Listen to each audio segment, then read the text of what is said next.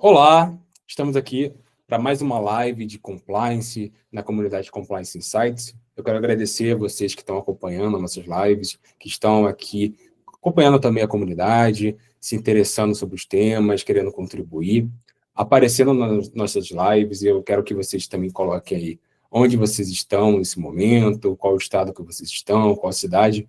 Hoje a gente tem nossos membros de várias partes do Brasil, várias partes do mundo, aliás. A gente tem uma comunidade da Angola, que eu quero aqui dar um abraço, vários profissionais de compliance da Angola, de Moçambique. Também temos profissionais espalhados pela Espanha, pela França, que acompanham a nossa comunidade. Eu sei que o fuso horário é muito complicado, mas eu agradeço por estarem conosco, contribuindo. Hoje a gente vai falar, e eu vou direto no assunto, a gente vai falar sobre possibilidades de descentralização da compliance dentro de um ambiente corporativo. Existem muitos tabus em relação a isso, existem muitas ideias muito radicais, outras um contraponto mais conservador. A gente vai falar com profissionais de compliance que, porventura, já tenham experimentado isso ou têm uma opinião em construção ou formada sobre prós e contras e como fazer uma descentralização do compliance. Quanto é a responsabilidade de cada um? Quanto a compliance é responsável por trazer controle ou por supervisionar? E eu quero apresentar os convidados e trazer também uma pergunta para iniciar esse tema. Eu acredito que, para falar sobre descentralização de compliance, é importante começar falando do papel da compliance.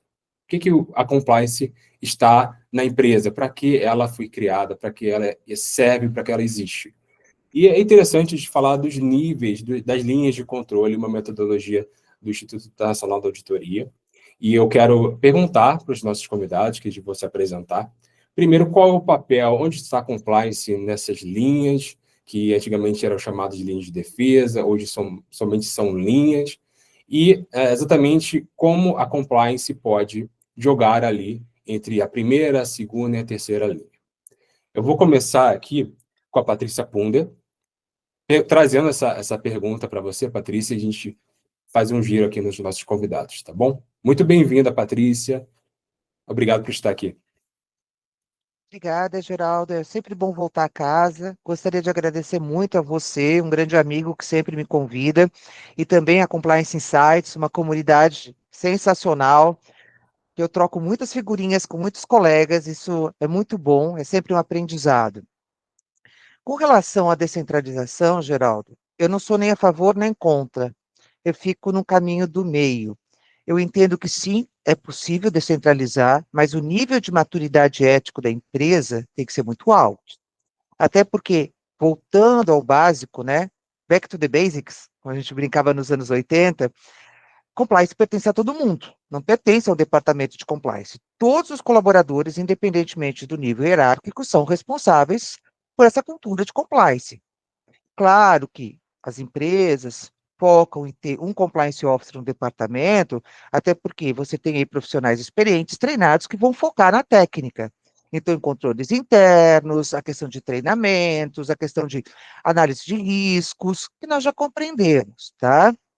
Com relação às linhas, antigas linhas de defesa e agora linhas, sempre foi uma grande discussão.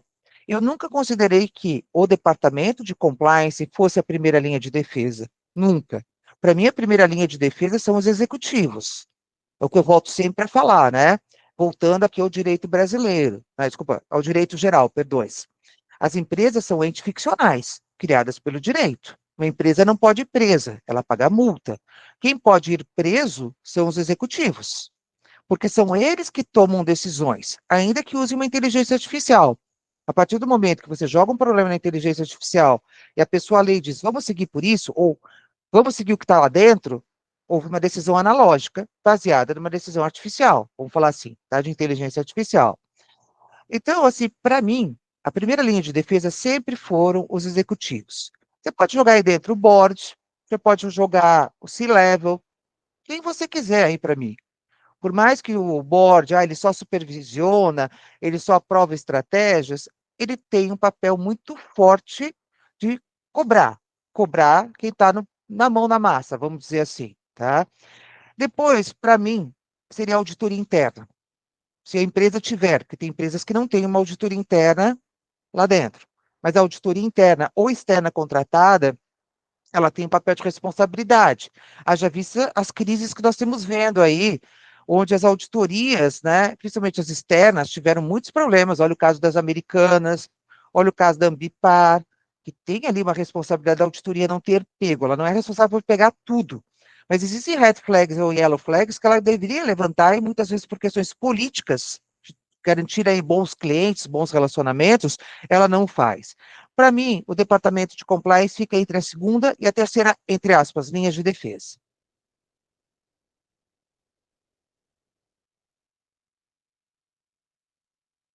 É isso. Agora passo para os colegas, senão eu vou falar muito, Geraldo. Eu já falo para caramba.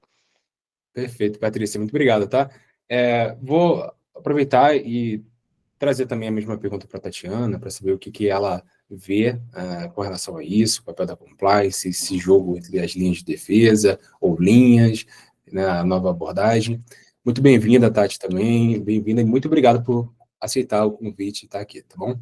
Eu que agradeço, Geraldo, muito obrigada pelo convite. É sempre muito bom estar com você e junto com essa comunidade que eu acho que é o que podemos denominar, é um time junto, trocando ideias. Cláudio, Patrícia, é prazer estar aqui com vocês também. Eu vou trazer, então, eu gosto de trazer um pouquinho de polêmica, né? Vamos lá, trazer um pouquinho de pimenta. Eu sou a favor, e vou te explicar por que eu sou a favor da descentralização do compliance. Hoje, eu vejo que o compliance ele não é só um departamento. O compliance ele acaba sendo um movimento, é um mindset, na verdade, organizacional. É uma responsabilidade de toda uma companhia. Então, você descentralizar o compliance, na verdade, é você fazer com que um ecossistema de responsabilidade seja compartilhado. De novo, não é tirar atividades inerentes ao compliance, que no caso, investigação, no caso de são criações de políticas, procedimentos, sentar no comitê de ética para tomada de decisão. A ideia não é tirar essas atividades do compliance, mas descentralizar seria no sentido de não ter que ser tudo pelo compliance, em sim delegar algumas funções que podem ser exercidas por outras áreas. Vou te dar um exemplo.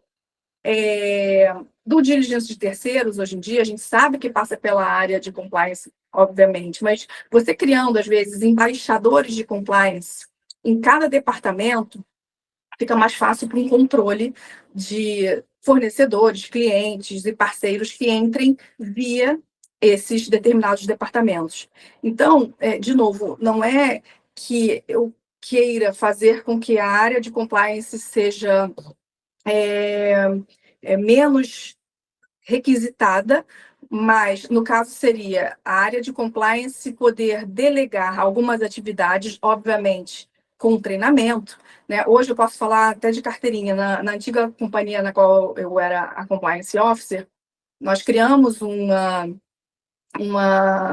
compliance champions, né? Digamos, uma equipe formada por várias outras pessoas de departamentos totalmente diferentes, de forma totalmente voluntária, para servirem como embaixadores, como champions. Nós treinávamos, né, a área de compliance treinava esses embaixadores e eles tinham, sim, uma função que, inclusive, fazia ali dava uma característica até para eles conseguirem bônus no final do ano, enfim, tinha uma série de métricas que eles tinham que atingir e isso era viável, dado que a área de compliance ensinava e trazia toda essa experiência. E hoje, como consultora e tendo aí alguns clientes, eu hoje também tenho esse tipo de experiência. Eu estou hoje auxiliando uma grande farmacêutica multinacional e ela tem um programa de embaixadores e tem uma agenda toda formada. No início do ano existe ali o treinamento e a cada bimestre tem ali alguns to-dos, algo que eles precisam entregar.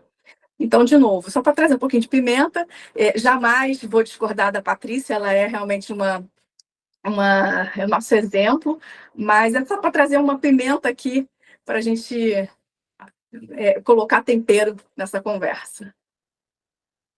Excelente, Tati. Cláudio está aqui também, ele pode ser o time da Patrícia, o time da Tatiana, o time... Qual seria o seu time, Cláudio? Muito bem-vindo, obrigado também por ter aceito o convite, tá? Bom, muito obrigado, Geraldo. Prazer, Patrícia, Tatiana. Realmente é um prazer fazer parte dessa comunidade. Eu acho que troca de conhecimento, troca de figurinhas é uma das coisas mais importantes, né? Trabalhando com compliance.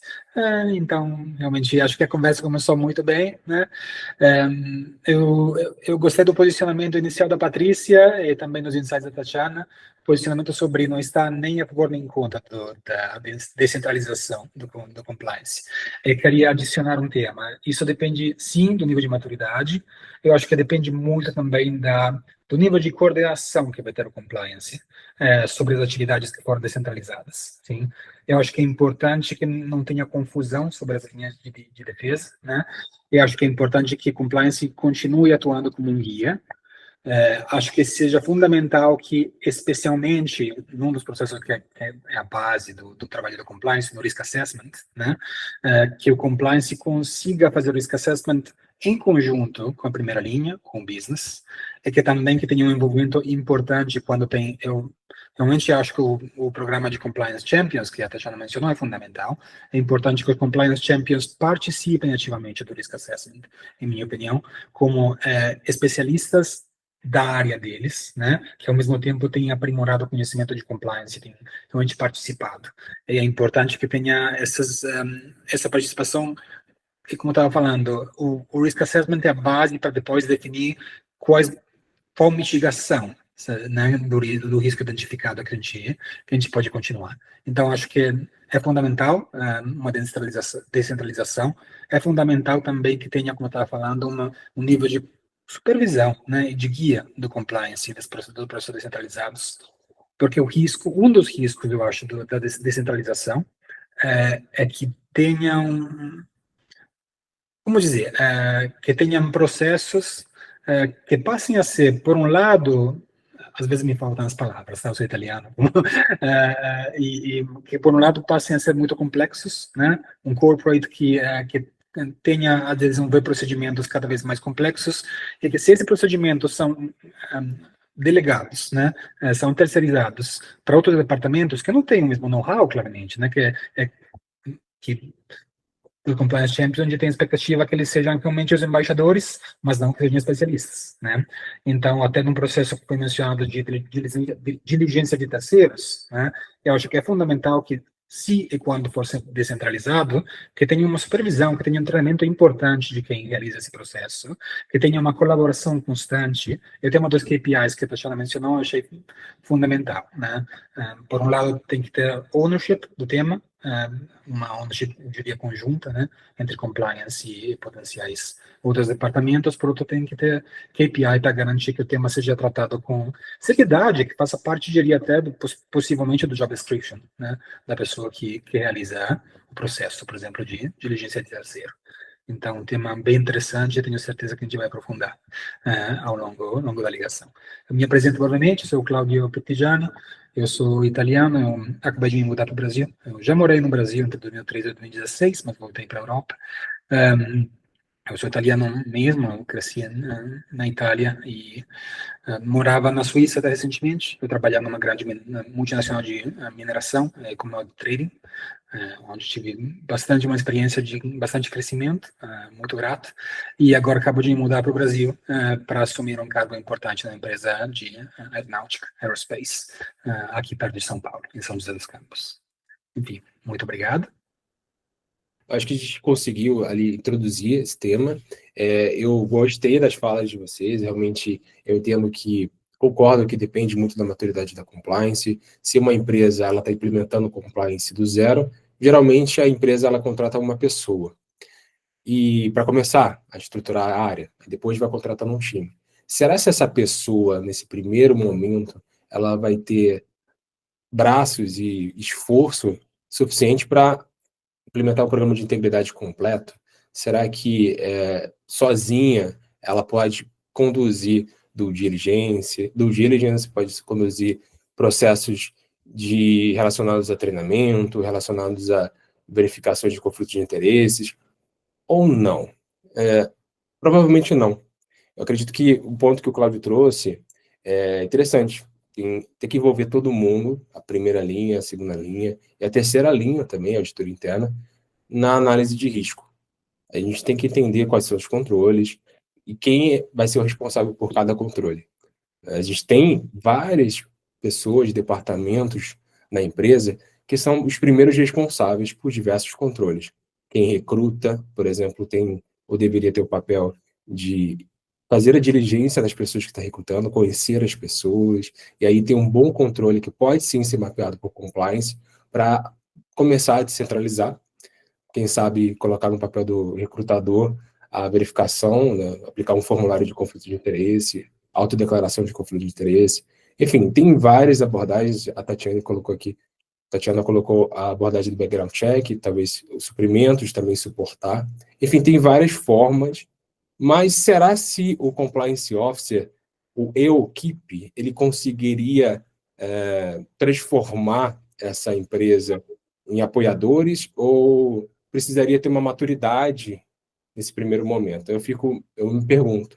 E aí eu trago novamente para você, Cláudio, que você indicou aí uma situação de qual o nível de maturidade, e aí eu quero trazer para você talvez um questionamento. Quando a compliance é madura e quando a compliance ainda não está tão madura assim, ou quando a empresa está madura o suficiente para aceitar alguns controles de compliance e quando não estão. Acho que a gente pode também falar de uma forma mais específica, trazendo alguns exemplos de situações reais, claro, preservando a confidencialidade de alguns temas de algumas empresas. Em minha opinião, assim, é fundamental, por um lado, o programa de compliance seja pensado por especialistas, né? Que a estratégia seja dirigida por especialistas de compliance. Por outro lado, assim, na fase de avaliação de risco, eu acho que mesmo em empresas que têm maturidade inicial no compliance, e talvez até especialmente por isso, é fundamental que essa avaliação de risco seja conjunta com o business. Assim, se o compliance não aprofunda, não entende o business nos detalhes, não entende a diferença do business da indústria, mas também, especialmente mesmo a mesma indústria, né, cada empresa tem processos diferentes. Tem que entender o risco, em minha opinião, com base nos processos de cada empresa, né? Não pode pensar no risk assessment como caixinhas, né? Aqui tem sanctions, aqui tem the corruption. Tem que entender, em minha opinião, com base nos processos da empresa, né? Aqui é fundamental que participe desde a fase inicial, business, né?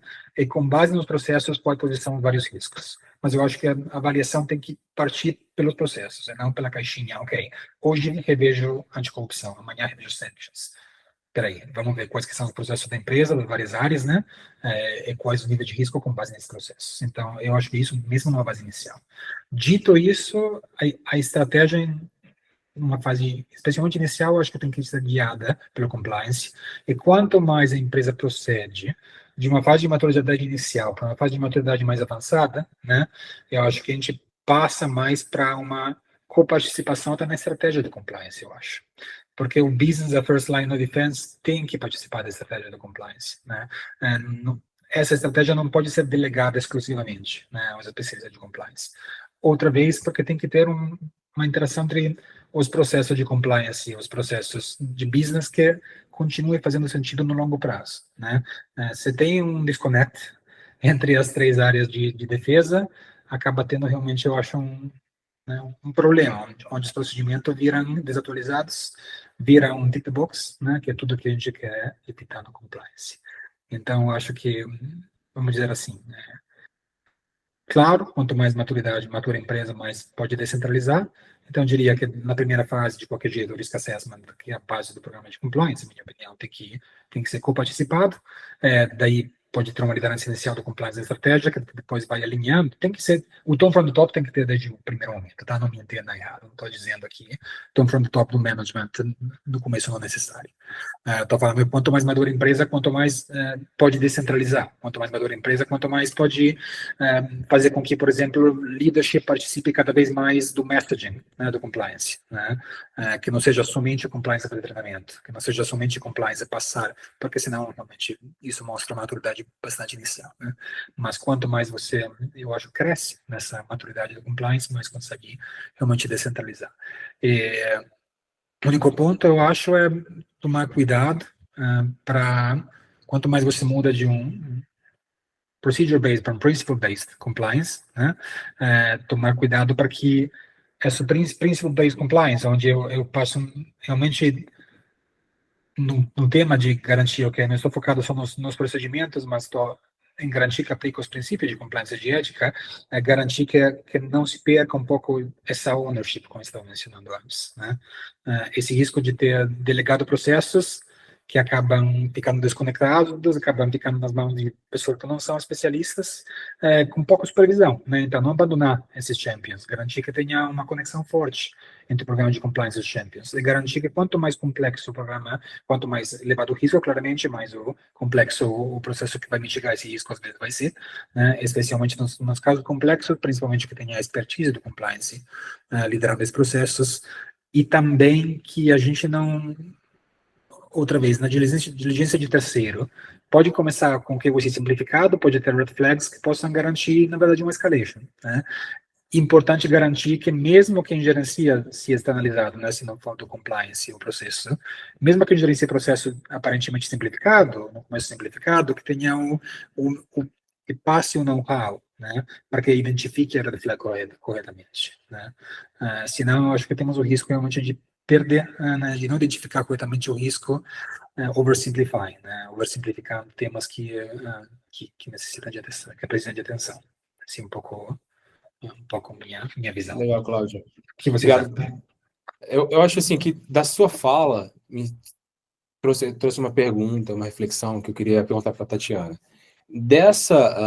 Tudo que o Cláudio falou e daquilo que você pensa sobre esse papel de senioridade da empresa em relação à compliance, o que não poderia, então, descentralizar, na sua opinião? O que a compliance continuaria não tendo como delegar, não tendo como descentralizar para você? Bom, vamos lá. Primeiro, eu não me apresentei, então deixa eu me apresentar aqui, pedindo já desculpas. Eu sou a Tatiana Iano, eu tenho hoje uma consultoria de compliance e privacidade e proteção de dados. Eu sou uma empresária, entrepreneur, uma empreendedora. Então, junto com a minha consultoria, eu lancei uma empresa de tecnologia que ela faz a ponta de uma empresa que precisa de auditoria interna, compliance, controles internos de forma automatizada, com inteligência artificial. E também agora minha outra empresa, que é voltada para due diligence de terceiros. Então, até fazendo até um pouquinho do jabá, quando eu digo, né, você ter champions, seria apenas para manusear algumas ferramentas de tecnologia que hoje já estão disponíveis no mercado, e eu incluo a minha, e fazer esse manuseio, mas, obviamente, as aprovações, todo o acompanhamento é pela equipe de compliance. Então, por exemplo, upload de documentos, inserção de questionário, o nome do próprio fornecedor, o contato com ele, o envio. Então, isso tudo, essas partes que podem ser delegadas a pessoas puramente por questões manuais, seriam para esses embaixadores de compliance. Mas, obviamente, a aprovação, né, o risco, toda a análise quanto a esse fornecedor, a esse terceiro, obviamente não teria como se descentralizar. Então, respondendo agora a sua pergunta, Geraldo, sendo muito objetiva, sim, essa parte de due diligence de terceiros com relação à tomada de decisão, ela é do compliance, ela não é terceirizada. O manuseio, sim, agora a decisão não, ela é da equipe de compliance, do compliance officer. Investigação, eu entendo que alguns temas muito sensíveis precisam não só de pessoas que tenham expertise, obviamente, na condução da investigação, mas também no trato com pessoas, até para manter sigilo. A gente fala hoje em políticas anti-retaliação, política de confidencialidade. Então, a gente sabe que se a investigação ela passear por áreas que não tenham, na prática, essa atividade, acaba que perde toda a eficácia de um programa de compliance com um canal de ética e em investigação. Então, a investigação é uma outra área que eu digo que não teria como delegar. E outras questões, por exemplo, envolvendo decisões estratégicas. Quando eu digo, né, que o comitê de compliance ele tem que ter uma cadeira, o comitê de ética, no caso, ou no comitê de liderança, tem que ter uma cadeira do compliance officer, essa cadeira ela não é delegável. Eu entendo que ali sim é a função do compliance como inteligência estratégica no negócio para trazer ali a decisão, não digo nem a decisão, para levantar os riscos e colocar ali quais as consequências que o business pode vir a ter em razão de uma decisão colocada à mesa. Bom, essa foi minha contribuição de 50 centavos, Geraldo. Bem, Geraldo, vamos fatiar essa picanha em pedaços ou essa pizza, vamos cortar essa pizza em pedaços? Eu acho que a gente está tratando sobre princípios e técnica, tá? Técnica seria o que o compliance faz. Todo esse arcabouço que vocês trouxeram de risk assessment, do diligência, investigações, treinamentos e várias coisas mais. Com relação ao princípio, vou voltar para o básico. Qualquer livro de compliance que você leia fala do toner at top. Então, compliance pertence a todos, independentemente do nível hierárquico dessa pessoa. Claro que a alta direção, ela tem uma obrigação legal, inclusive, de setar o tom, esse tom, e falar, eu sou exemplo, é que nem um pai de família, eu sou exemplo, olha, eu não bebo, então o pessoal de baixo não pode beber, eu não furto, o pessoal de baixo não pode furtar, e fazer com que essa informação desça de uma forma fluida e clara para todo mundo. Então, a linguagem é apropriada para cada stakeholder interno. Agora, vou dizer pela minha experiência, ok? Sem citar nome de empresas. Infelizmente, as pessoas têm uma visão que é uma empresa internacional, americana, suíça, russa, qualquer coisa. Com mais de 50 mil funcionários, ela é ética. Não é. Eu já passei por situações onde você tinha que implementar um programa de compliance, você era contratado para isso, você sabia do mercado, você entendia muito do mercado, entendia muito de compliance, tecnicamente você era muito boa, mas a empresa precisava ter um compliance por uma questão regulatória ou por uma possível investigação do DOJ ou CGU, mas o negócio não queria. Então era algo que era uma pílula ruim. Então você ia lá e falava assim, poxa, vamos implementar. O negócio até falava, eu vou implementar, mas na prática considerava aquilo uma burocracia. Sabe mudar tudo para não mudar nada? Isso acontecia bastante. Ou situações que eu já peguei próximo a alguma situação assim, você está fechando acordo com o DOJ e você vai começar o período de monitoring. Você fala, olha, agora o presidente, os diretores têm que falar de compliance. Aí eles olham para você e falam, escreve para mim porque eu acho isso aqui um saco. E a empresa mantém esses executivos porque tem aquela questão do lucro. Eles falam uma coisa e agem de outra forma. Eu tive uma empresa, que eu não vou citar o nome, que depois que foi fechado o acordo com o DOJ, até o board foi demitido. Então, o board falava uma coisa, mas na prática exigia outra. Então, a mensagem interna era uma e a mensagem externa era outra. E compliance sofria retaliação se falasse alguma coisa. Sim, compliance officer sofre assédio moral também dentro de empresas. Então, eu passei por empresas que, apesar de serem enormes, terem muito investimento, pagarem multa, e assim vai, tá? Essas empresas aprenderam pela dor e não pelo amor. É muito legal você ver aquela desculpa de empresa. Ah, esse compliance officer saiu porque ele não conhecia do mercado. Não. Existe a questão do que é a cultura e o que é o dia a dia. E muitas empresas têm uma dissonância entre isso. Fala-se, mas não faz. Eu ajudo algumas empresas que têm políticas, têm compliance, têm tudo, mas quando você vai, por exemplo, passar por um processo X, seja de investigação, seja de due diligência, não, mas aqui é o seguinte, compliance é chato, considerado chato, burocrático, então, assim, apesar da gente ter as políticas, o diretor, o presidente, os gerentes, eles têm direito de trabalhar na exceção. Então, quando a exceção vira a regra, você não tem o programa de compliance. Então, é muito fácil você jogar isso para o profissional de compliance. Ele não é bom de comunicação, ele é isso ou aquilo. Quando o seu sistema organizacional é que é o problema. E as empresas não querem pensar nisso. Enquanto está dando lucro, ok. Então, as empresas que eu acho mais legais são aquelas que passaram pela dor e querem mudar. Existem empresas que cresceram pelo amor? Sim, mas são poucas. Você conta aí nas mãozinhas do dedo no mundo. A maior parte das empresas muda o programa de compliance e as pessoas começam a ser aderentes depois que tem uma grande crise reputacional e financeira. Até porque muito da diretoria, do board muda e fala, agora a gente tem que fazer certo porque o buraco foi mais embaixo. Eu paguei, por exemplo, 600 milhões de multa para o DOJ e meu custo de investigação foi $1 bilhão. Já aconteceu isso comigo.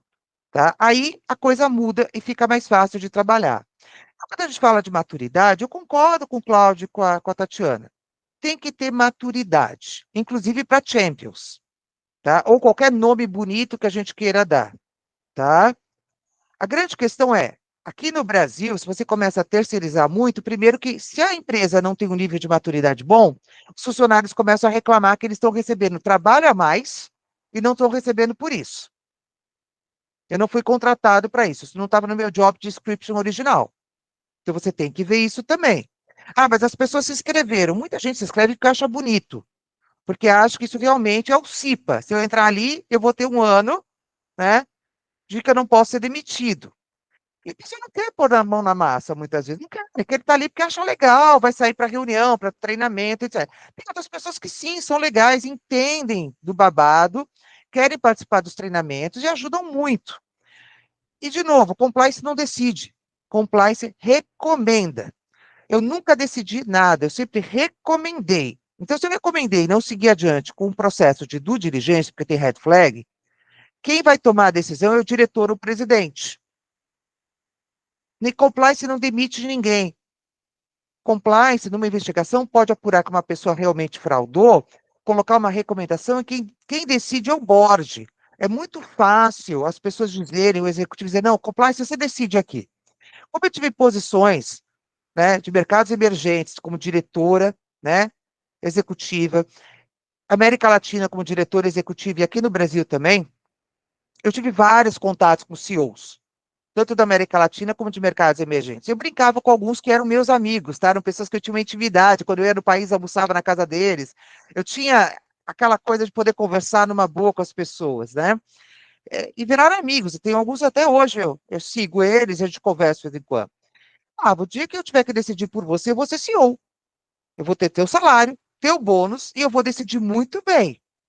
Agora, você tem esse papel, eu posso te orientar. Se você falar, azar da tua recomendação, eu vou seguir adiante, ok, estamos junto, né? Então, é por aí. Os embaixadores, eu tive, sim, experiências boas, quando a empresa depois pagou a multa e mudou toda a diretoria, ou parte da diretoria, ou até o board. Porque a empresa realmente entrou naquela coisa, tudo por compliance, e graças a Deus.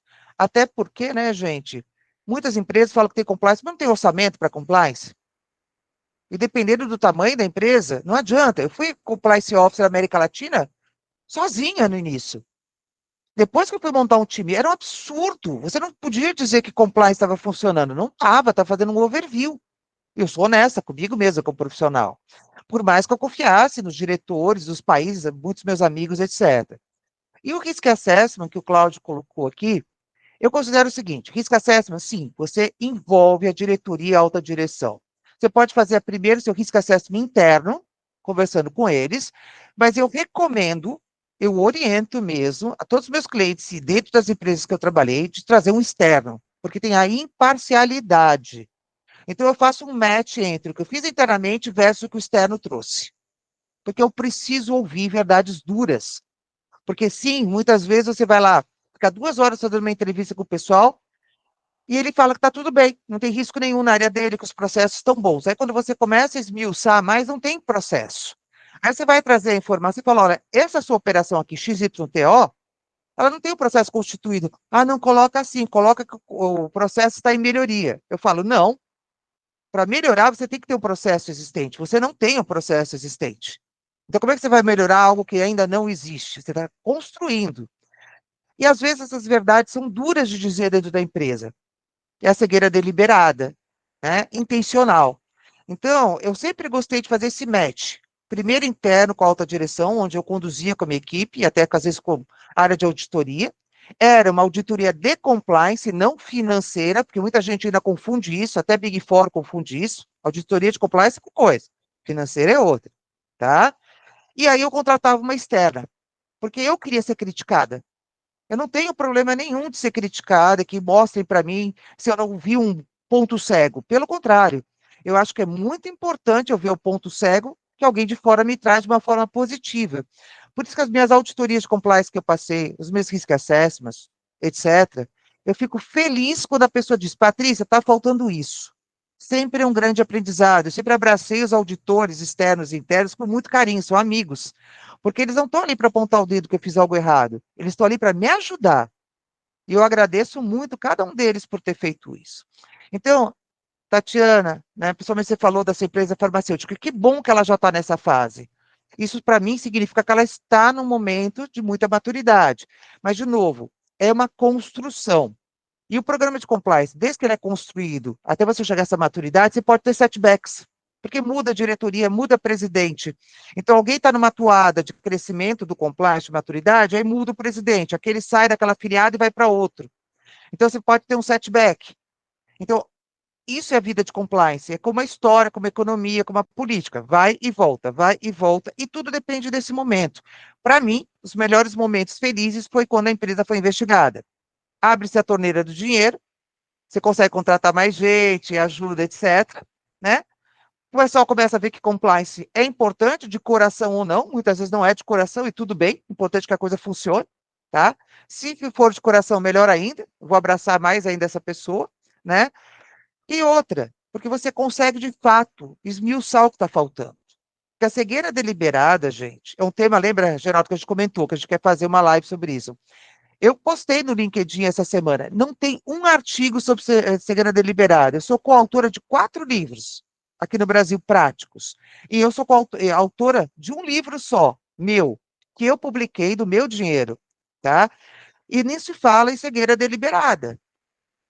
A gente trata de due diligência, terceiros, isso e aquilo, repetidamente, né? Agora vem Natal, brindes, presentes, e nananã. Mas ninguém quer tratar de cegueira deliberada de uma forma técnica, porque a pressão é quem manda vem de cima. E essa toada, muitas vezes, faz com que o compliance officer não possa agir. Muitos têm coragem de pedir demissão para procurar outro emprego. Outros ficam ali porque tem boleto para pagar. Sinto muito, isso acontece nos Estados Unidos, acontece na Europa, acontece em outros países da América Latina. Então, eu tenho uma visão muito estratégica sobre isso, porque eu trabalhei muito com CEOs. Eu tenho uma pós-graduação também em direito empresarial, né? Além das outras coisas que eu já fiz na minha vida. Então, assim, cada momento é um momento, não tem fórmula certa. É como o Joe Jay falava antes do Trump, né? Você tinha aqueles manuais, construa o programa de compliance dentro dos princípios macros de compliance, mas do seu jeito, customize it. Eles não tinham problema que você fosse criativo, desde que na essência, na qualidade, fosse efetivo. Então, quando eu escrevo esse programa de compliance, em artigos, eu palestrei em Washington, no ACI, eu sempre falei, não importa como você constrói, tem que ter efetividade. Falar que você tem um programa de compliance, todo mundo fala. O diferencial é que ele tem que ser efetivo. Senão ele é só um check in the box, só para inglês ver. Então, basicamente, essa é a minha visão. Desculpa se eu falei muito. Imagina, Patrícia, eu acredito que a gente possa falar também em descentralização, né? Eu trouxe vários elementos aqui. A gente pode também compartilhar algumas experiências positivas que a gente teve sobre embaixadores. Foi um tema que foi falado por todos aqui. Vocês têm alguma experiência, Tati, alguma experiência, e Cláudio também, alguma experiência de embaixadores que vocês gostariam de trazer aqui? Também os desafios. Fique à vontade, tá? Tá ótimo, Geraldo. Eu tenho, sim, eu tenho experiência em duas empresas, na verdade. A indústria farmacêutica é multinacional, mas elas não concorrem, elas têm produtos totalmente diferentes, mas mesmo assim a gente sabe que é muito regulado, é um ambiente muito regulado, e por isso o nível, a régua da maturidade do programa de compliance é alto. Isso eu vejo como um benefício, eu não tenho como dar exemplos de outras situações, até porque a ideia de trazer essa iniciativa não tem muito tempo, foi em meados de 2020, e as experiências positivas que eu consigo trazer são, no Antigo Testamento, digamos assim, na empresa passada, as pessoas cuja, não diria nem função, porque eu não posso nem chamar isso de função, mas cuja esteira de atividades exerciam voltadas para a compliance, elas acabavam não só tendo destaque na sua própria área, mas em avaliação de desempenho. Então, a gente viu ali uma métrica, a gente conseguiu medir, junto com o RH, que havia, sim, uma correlação entre todos os embaixadores, os compliance officers, os compliance champions, com a avaliação de desempenho ter um percentual mais elevado com relação a outras pessoas da mesma equipe. Isso a gente viu de forma muito positiva por dois aspectos. O risco trabalhista, que obviamente, como a Patrícia mencionou, né, a pessoa pode dizer que está exercendo uma atividade que não é a dela. Então, a gente via que o risco ele minimizava muito, porque a pessoa que, obviamente, ela tem um bom desempenho, ela é melhor remunerada por conta disso. Em regra, ela não é uma pessoa que, de fato, vá ficar descontente com a empresa e, por conta disso, lutar por seus direitos na justiça. Então, a gente via que era assim, essa métrica fez sentido, então, para os profissionais que estavam atuando como embaixadores, e, em paralelo, a própria equipe se sentia mais envolvida com as atividades de compliance. Então, aquela antiga frase que as pessoas falavam, mas eu não sabia, estava no código, puxa, tem que seguir dessa forma, isso também foi medido. Então, o número de perguntas, o número de erros, falhas, não digo erro com intenção, mas falhas mesmo de cotidiano, esses erros diminuíram. Então, digamos, nessa outra empresa na qual eu já passei, foi win-win. De fato, não teve nenhum episódio de que não tenha sido um sucesso. Nesse meu cliente atual, a gente está agora planejando para 2026 as atividades que estão por vir. Não tem os números ainda, porque ainda não houve levantamento do que aconteceu agora em 2025. No entanto, está fazendo parte do budget novamente para 2026, então a gente vê que o business já olha isso de forma positiva, porque já inclui também no budget essa iniciativa. E por que estaria no budget? Até para dar um exemplo muito rápido, até para o Cláudio participar também. As atividades com esses embaixadores, muitas vezes a gente faz uma gincana, uma corrida que a gente chama, né? Uma gincana, e os melhores, as pessoas que têm uma premiação melhor, elas acabam ganhando um prêmio no final, seja um cartão com alguma remuneração para gastar onde quiser, ou um auxílio refeição, enfim. E o budget do ano que vem já incluíram, sim, as atividades com os embaixadores. Essa também foi a minha contribuição. Não vou roubar aí o tempo para o Cláudio finalizar suas considerações. Sem problemas, Tatiana e Patrícia. Obrigado pelas considerações. Sim, realmente uma conversa bastante interessante. Eu também tenho alguma experiência com embaixadores em várias empresas, né? E confirma, realmente vi um papel extremamente positivo da criação desse programa, né, do papel do embaixador em geral, e na prática eu vi isso funcionar muito bem em várias áreas do compliance, inclusive uma experiência bastante interessante foi criar embaixadores do programa dentro do compliance, né, da área de whistleblowing. Ou seja, além do canal de denúncia oficial, né, trabalhei na criação de um papel de whistleblowing contacts em várias áreas da empresa, né, e isso funciona muito bem, porque realmente o tema do canal de denúncias, eu acho que nem sempre é visto como tão próximo por muitos funcionários, né? E muitos outros funcionários podem ter receio, especialmente se for um caso de denúncia recente, né, de recente implementação, sobre a real eficácia do processo, né? Então, claro que tem um tema de confidencialidade extremamente importante, mas também tem um tema de awareness, tem que ser feito sobre essa área fundamental de qualquer programa de compliance, né? Então, quando tentei criar esse programa de Whistleblowing Contact, especialmente eu trabalhei em várias empresas no setor industrial, né? Com muitas vezes programa centralizado, mas ao mesmo tempo com fábricas ao redor do mundo todo, com minas ao redor do mundo todo, né? E quando a gente criava esse programa, quando a gente treinava whistleblowing contacts que eram próximos às várias atividades, não só o escritório, mas as minas, próximos, em outros casos, as fábricas, né, das empresas, e a gente via como o programa era visto como algo mais acessível, né? Algo que realmente não era simplesmente head office, que criava um número e boa sorte, né? Então, trabalhei muito bem com HSEC, por exemplo, com recursos humanos, com embaixadores. Um caso interessante foi, por exemplo, nomeamos como embaixador do programa de whistleblowing uma pessoa que tinha tido um pequeno acidente de HSEC em uma dessas fábricas, né? E tinha aprendido com esse pequeno acidente que ele tinha tido, realmente a virar um champion do tema, né? E toda vez que ele tinha, antes mesmo de virar o whistleblowing contact, ele tinha a oportunidade de falar em uma assembleia, por exemplo, ele já era do tema IDSEC, o champion do tema. É claro que isso para o whistleblowing é fundamental. Então, é uma pessoa que já tinha essa atitude que trouxe esse entusiasmo, né, para o tema de compliance também, do canal de denúncias. Então, foi um sucesso com realmente, não só essa pessoa, mas a gente identificou em várias áreas, né, os champions, e o número de curiosidades, de perguntas, de denúncias também aumentou de um jeito significativo, né?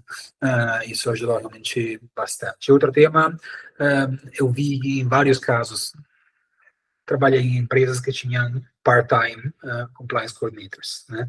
Vários coordenadores de compliance, né, que talvez eram de outros times, que viraram, com o tempo, tiveram a oportunidade com o crescimento da empresa, de virar full-time, né? E quiseram, justamente pela experiência, virar profissional de compliance em tempo integral, né? Isso porque eu acho que foram definidas muito bem, e aqui eu acho que queria realmente frisar, porque foram definidas muito bem as expectativas e as responsabilidades.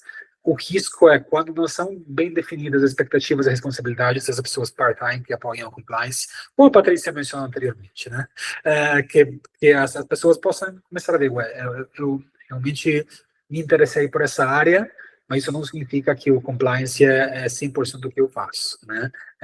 E qual que é a minha prioridade? Qual que é meu supervisor? Meu gerente de RH, de finanças, de qualquer seja a minha área, ou o responsável de compliance, né? E aqui tem que ter um processo de incentivos, como a Tatiana está mencionando. Acho extraordinário que tenha incentivo ao champion de compliance, né? E, em geral, incentivos relacionados ao performance de compliance, mas ao mesmo tempo tem que ter uma participação, eu acho, do compliance officer no processo de avaliação, né? Que isso tem que ficar claro. Eu acho que fica melhor definido ainda quando tem, desde as expectativas justamente são definidas desde o começo, com o gestor também da pessoa, né? Tem um processo onde, com transparência, se fale, olha, essa expectativa que eu tenho do programa de Champion, isso, gente, é o jeito que a gente vai levar adiante junto. Acho que desse jeito funciona realmente da melhor maneira. Obrigado. É legal você falar isso. Obrigado a você. Legal você falar isso. Realmente, muitas pessoas que eu indiquei, que foram indicadas no programa de embaixadores de compliance, resolveram futuramente entrar na área de compliance. E essa é uma experiência que eu sempre recomendo para as pessoas que não têm uma janela e querem fazer uma mudança de carreira para irem para compliance. Você não necessariamente precisa trabalhar em compliance. Você pode buscar a área de compliance da sua empresa e se voluntariar para ser embaixador. Isso pode ser um caminho de já treinar, de ter uma experiência prática, de contribuir para o programa de compliance e entender melhor. Como vocês falaram, não adianta a gente cobrar dos agentes de compliance, dos champions, sempre para entregar, para treinar, para multiplicar, e não ser uma troca.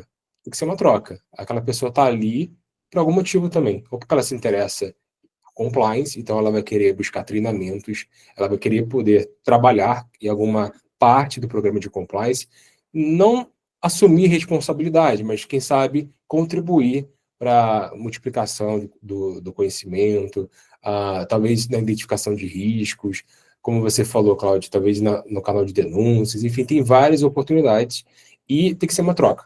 Tem que ser uma troca.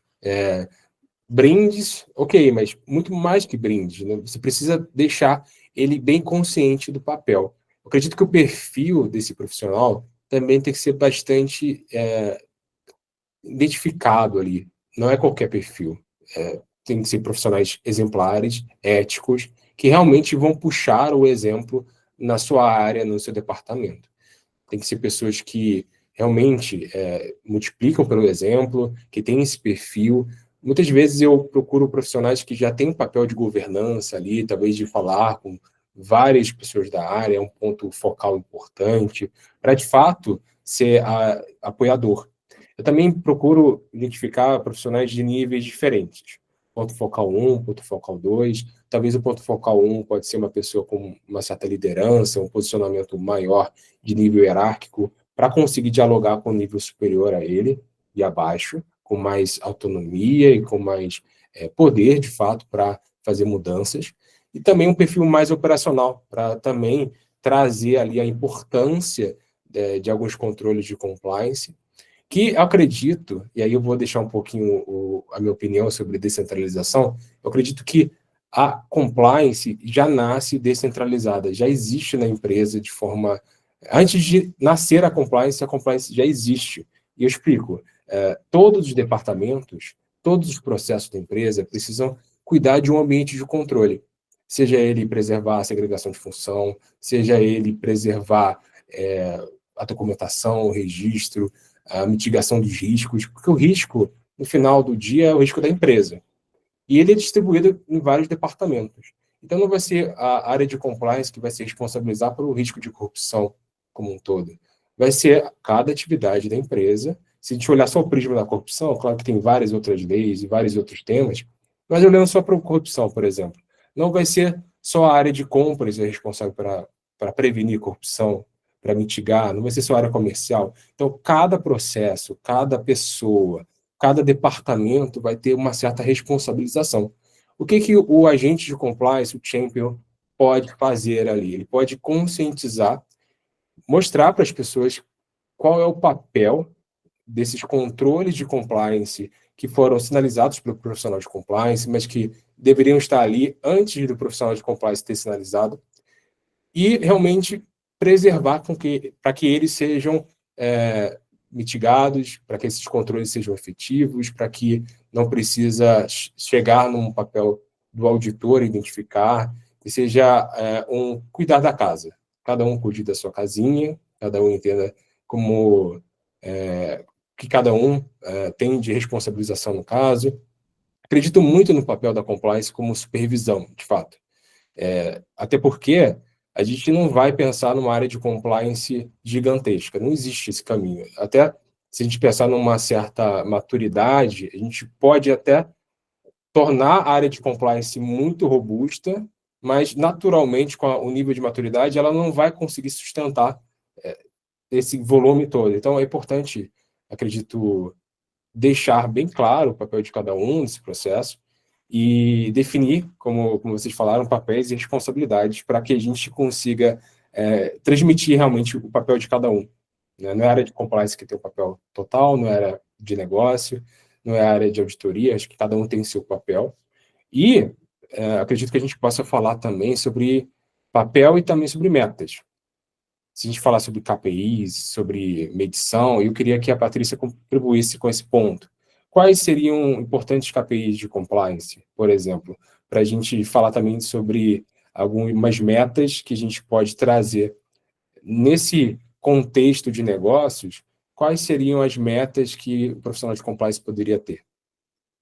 Tá, primeiro fazendo um disclaimer, tá? Eu não sou contra o programa de embaixadores. Eu acho que existe um momento para ter esse programa de embaixadores, que é a questão de maturidade, tá? Eu gosto, mas depende do momento que a empresa está. Com relação aos KPIs, olha, vamos voltar também aos tempos da empresa versus compliance, ou maturidade, ou conscientização de uma cultura ética, tá? Porque o que a Tatiana falou, e o Cláudio também, é um fato, né, Geraldo? Compliance, todo mundo tem valores, todo mundo foi educado, e nenhum pai, nenhuma mãe ensinou você a roubar, a bater, etc. Então, teoricamente, quando você vai trabalhar numa empresa, você já tem valores dentro de você, né? Você já tem. Aí a empresa vem e fala: olha, meus valores são esses. Deu sinergia? Legal, vem trabalhar para cá. Agora, infelizmente, alguns países mais pobres, terceiro mundo, como o Brasil, às vezes as pessoas entram porque é esse emprego. Eles não vão olhar a questão de valores. É diferente, por exemplo, Cláudio, de uma Europa, que você tem como verificar, e eu vou entrar porque tem um fit cultural aqui, tá? Ah, então, teoricamente, todo mundo deveria ter esse valor de compliance, e está tudo sinérgico, mas não é o que acontece. Eu já peguei empresas que, primeiro KPI foi fazer treinamentos. Sério, fazer treinamentos.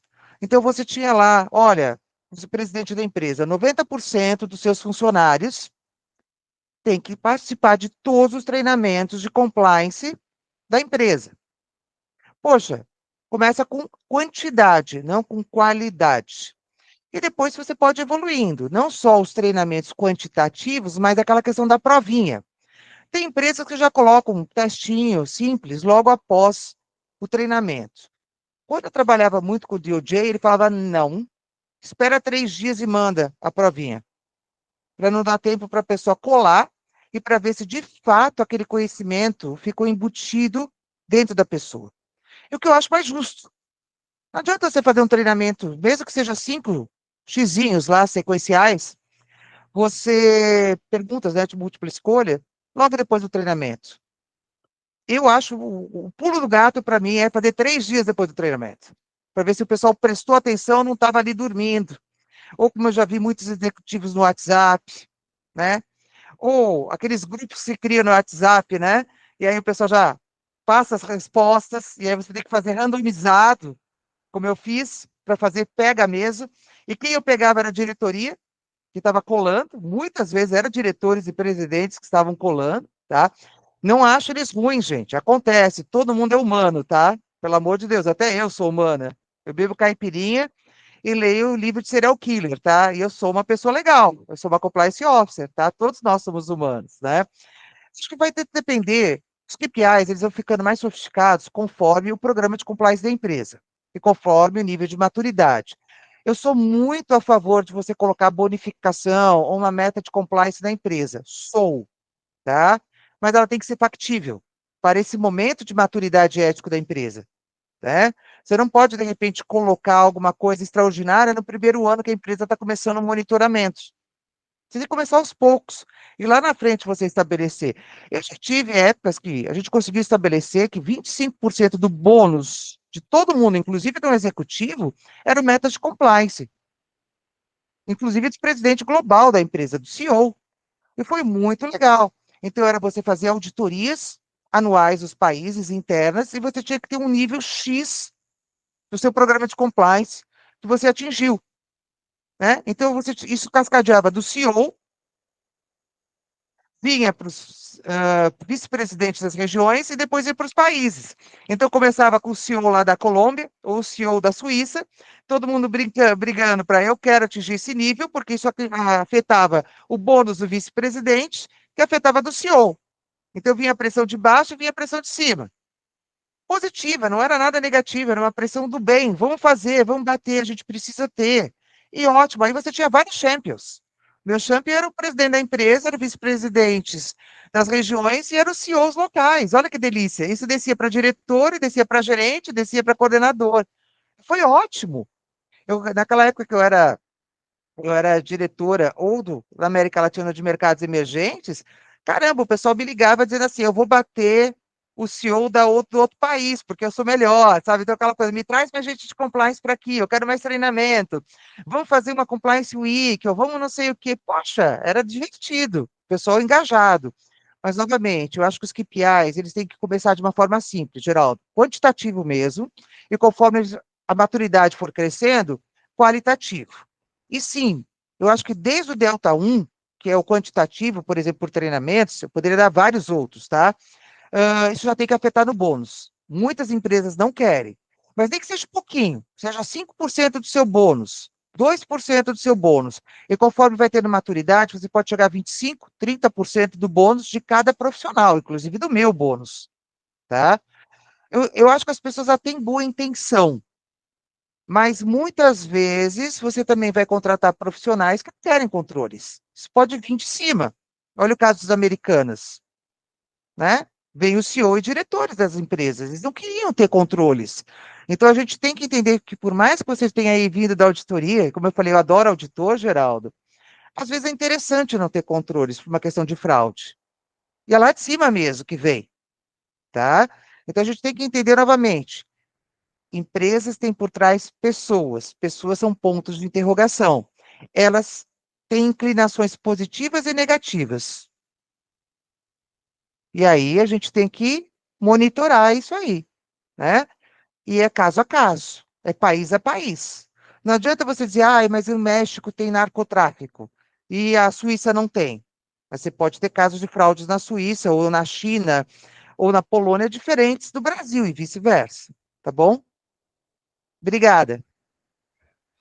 Obrigado, Patrícia. Eu acredito muito nisso, sim. Acredito que KPIs, objetivos de negócio, objetivos de área, de pessoas, eu acredito que está bem alinhado. Todo mundo tem que estar no mesmo barco, todo mundo tem que remar para o mesmo lugar. Não adianta a compliance estar no mesmo barco que a empresa, mas remando para o lado diferente.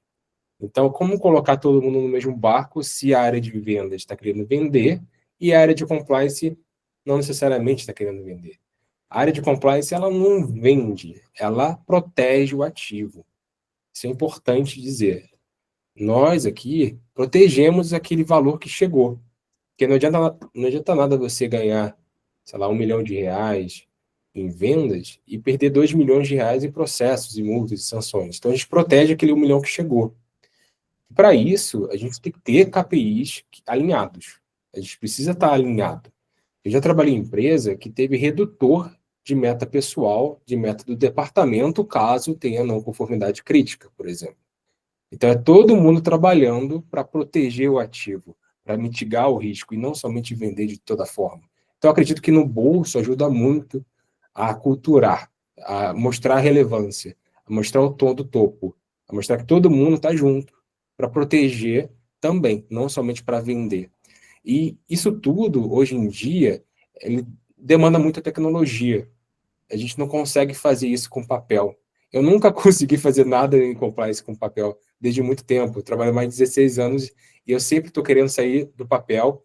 E isso, às vezes, é uma loucura em empresas que estão acostumadas a viver sem tecnologia. Mas hoje em dia eu acho muito difícil uma empresa viver sem tecnologia, viver sem IA.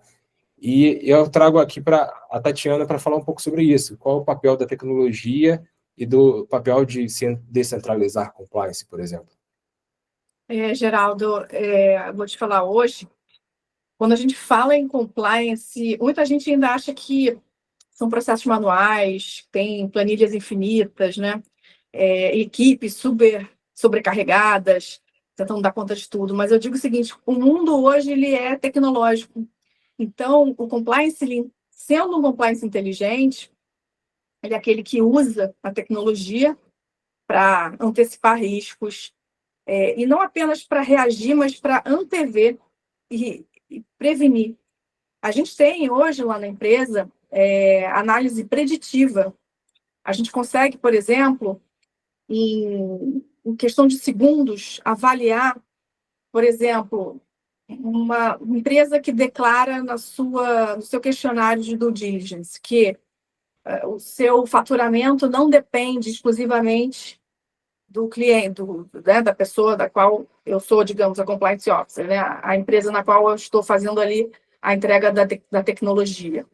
Quando esse cliente ele diz, não, eu não dependo dessa empresa, o meu faturamento não chega nem a 1%, a nossa tecnologia ela consegue casar essas informações com a base de dados das notas que são pagas.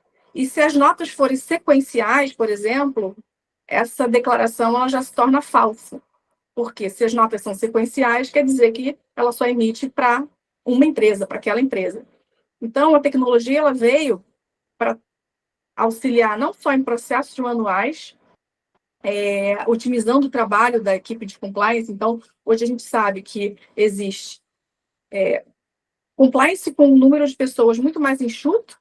A gente vê equipes com pessoas hoje, sei lá, às vezes é o equipe mesmo. Então, a gente vê também budget diminuindo.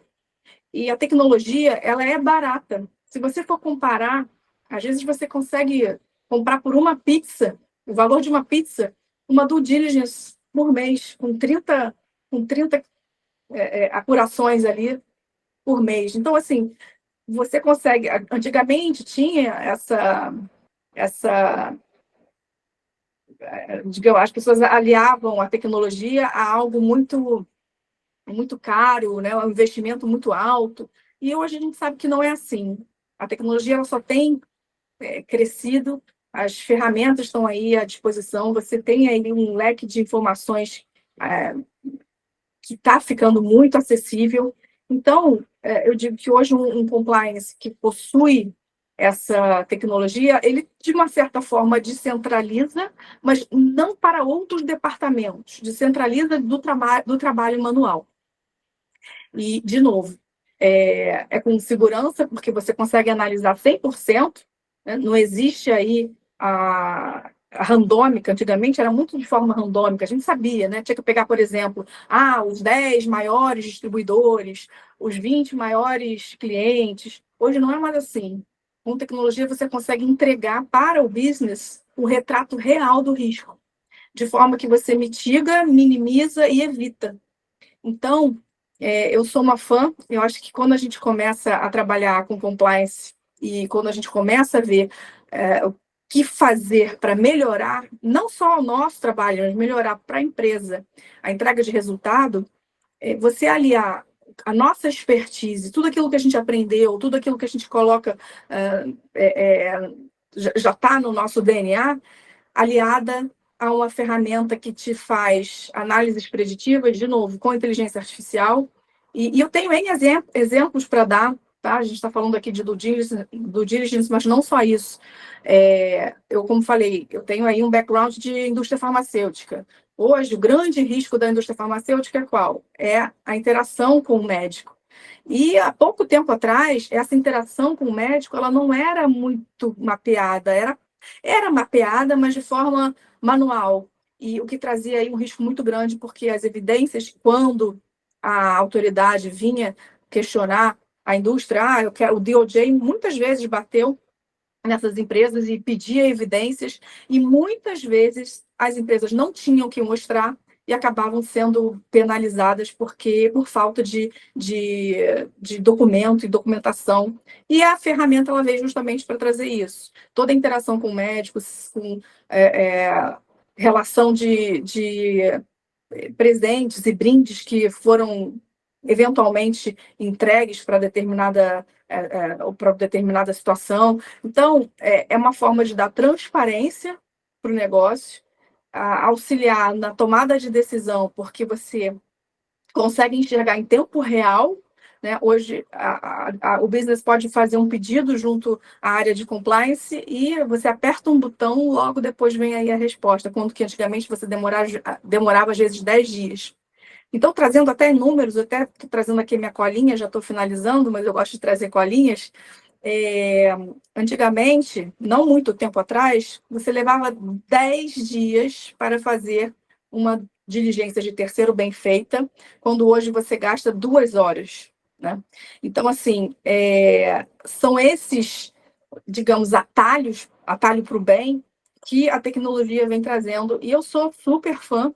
Acho que funciona para a gente, como compliance, usar também a nossa inteligência para fins mais estratégicos e tirar um pouco essa burocracia que é preencher planilha, juntar documento, anexar evidência, isso tudo que gastava muito tempo, você consegue investir em atividades obviamente, nós como compliance, eu vou até te parafrasear, não somos responsáveis por trazer o dinheiro e sim cuidar daquele que tem, mas eu te digo assim, eu complemento dizendo o seguinte, sim, mas conseguimos enxergar um pouco melhor as estratégias de forma que o próprio business consiga colocar para dentro um financeiro, que no final do dia é o que todo mundo quer. Legal, perfeito. Eu ainda vou trazer uma live sobre o uso ético da IA, porque eu vejo que a tecnologia tem que ser utilizada, mas com responsabilidade, sempre. Assim como descentralizar a compliance também tem que ter uma responsabilidade, um entendimento da importância de você saber quem vai fazer cada papel. Então, mas será se descentralizar a compliance é perder o controle do compliance, é perder? Será se é? E aí eu já vou terminando, vou para as palavras finais de cada um, começando pelo Cláudio. Você acha, Cláudio, que descentralizar o compliance, você pode perder o poder do compliance dentro de uma empresa? E quero te agradecer, já a gente bom por estar aqui e compartilhar conosco seus pensamentos. Está sempre bem-vindo para as próximas oportunidades, tá bom? Muito obrigado, Cláudio. Muito obrigado, Geraldo, e também para a Tatiana e a Patrícia. Realmente foi um prazer. Então, descentralizar o compliance eu acho que é uma grande oportunidade, desde que feito na hora certa, desde que feito com consciência, desde que feito com planejamento estratégico. Descentralizar o compliance eu acho que pode ser uma grande oportunidade e, na verdade, é um grande risco, né? Então, perder o controle, não. Descentralizar na verdade, ampliar a área de atuação do compliance, no sentido de que garantir que o compliance seja mais acessível, garantir que o compliance seja mais difuso, garantir que, eu acho que faz parte da descentralização do compliance também, garantir que as outras áreas de second line of defense atuem como gatekeeper, né? Porque não é o compliance que pode garantir que finanças, por exemplo, que compras, procurement, que atuem como gatekeeper, que tenha esse levantar a mão, né? Olha, identifiquei um risco, né? Então, por um lado, realmente é uma grande oportunidade, mas tem que ser feito do jeito certo, né? E como a gente conversou, a gente tem que tratar a tecnologia como aliada, a gente tem que tratar o programa de Whistleblowing Champion como realmente como uma grande oportunidade, desde que, como eu estava mencionando, e para finalizar, desde que seja planejado com o business, planejado com as outras line of defense. Eu acho que seja fundamental essa integração entre compliance jurídico, por exemplo, RH, finanças, os vários departamentos para garantir realmente que tenha um entendimento de como vamos descentralizar juntos, como vamos own junto, como que vamos, né, tem procedimento, eu acho, um exemplo pode ser procedimento de gift and payment, né, que em alguns casos, eu acho que vale a pena considerar, sabe, um procedimento somente de compliance, por exemplo, é um procedimento onde possa ter uma ownership, com participação, compliance e finanças. Tem, qual é o papel do departamento financeiro nesse procedimento? Só um exemplo, né?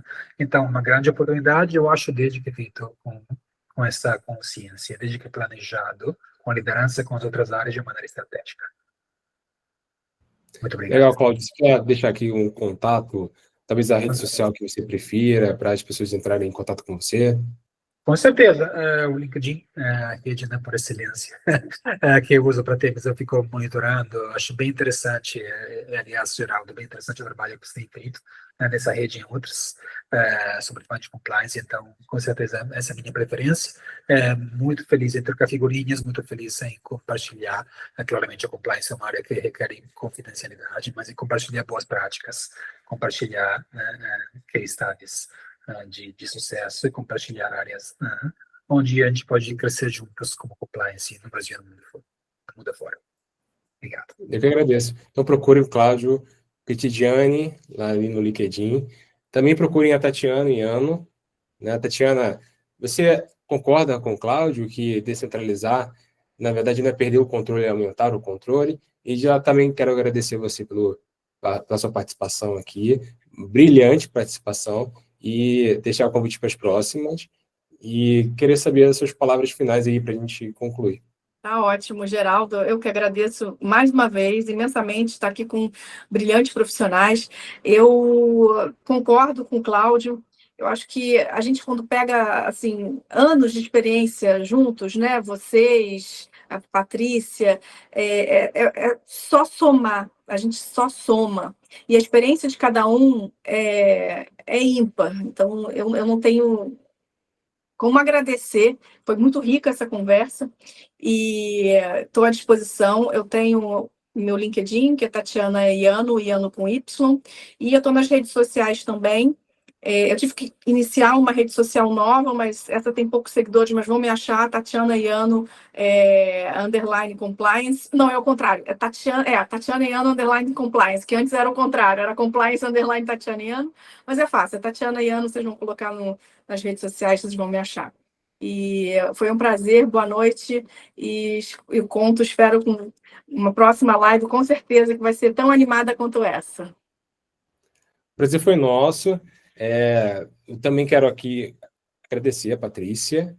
Eu quero deixar você para terminar com chave de ouro, Patrícia, para saber se você também concorda com se a descentralização do compliance também pode ser algo positivo ou não, na sua opinião, para a gente dar o desfecho.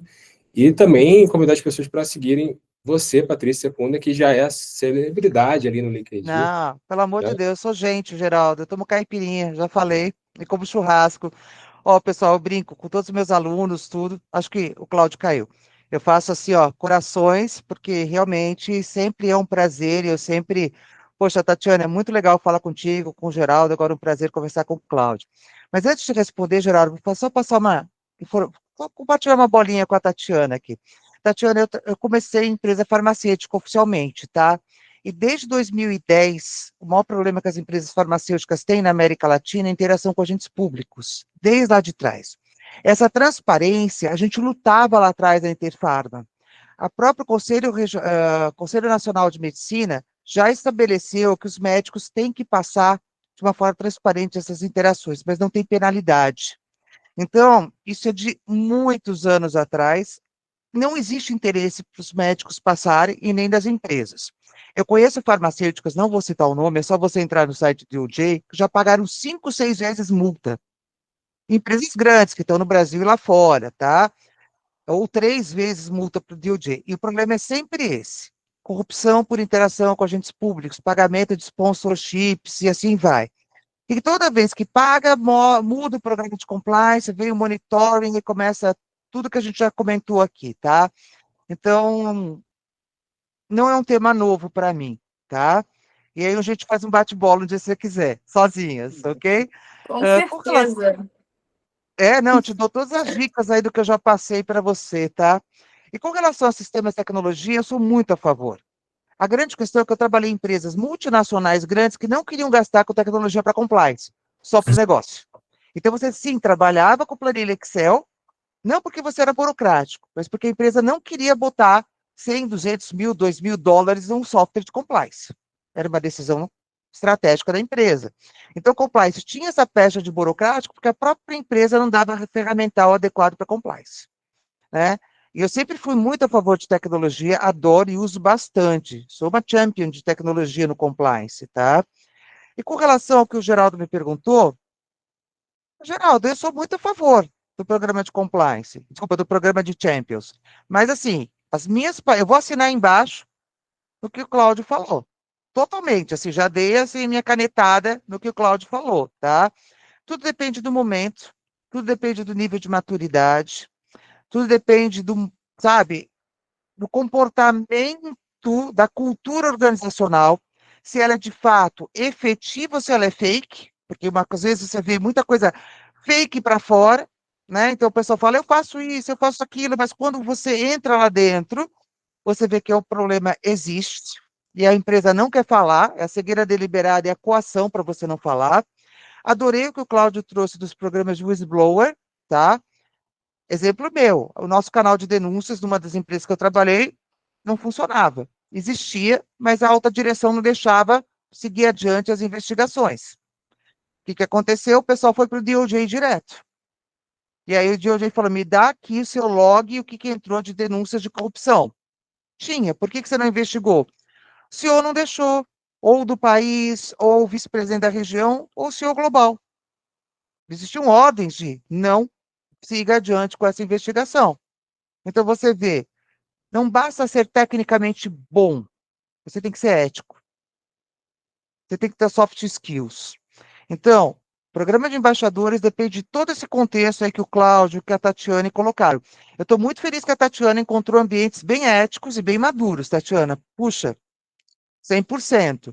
Eu, pelo menos, eu brinco, né, que ou eu tenho pé frio, tá? Ou seja, toda empresa que eu trabalho é investigada, e é verdade, todas que eu entrei foram investigadas. Gente, eu tenho pé frio do caramba, tá? Ou eu sou muito boa em descobrir problemas.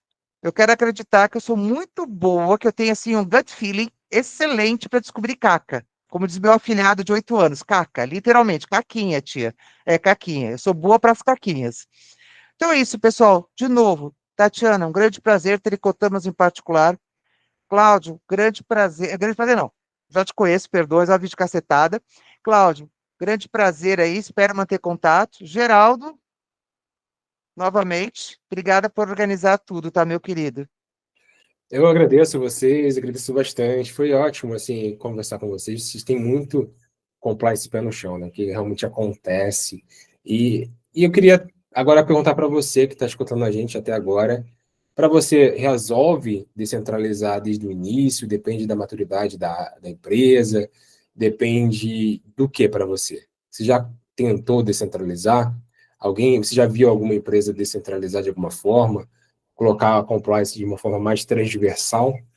Coloque aqui nos comentários, vamos trocar uma ideia e vamos continuar com essa conversa fora daqui também.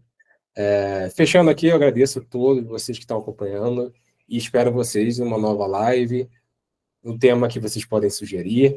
A Patrícia já colocou aí um tema interessante que a gente pode falar, cegueira deliberada, enfim, tem vários temas que a gente pode trazer nas próximas lives. Muito obrigado e até a próxima.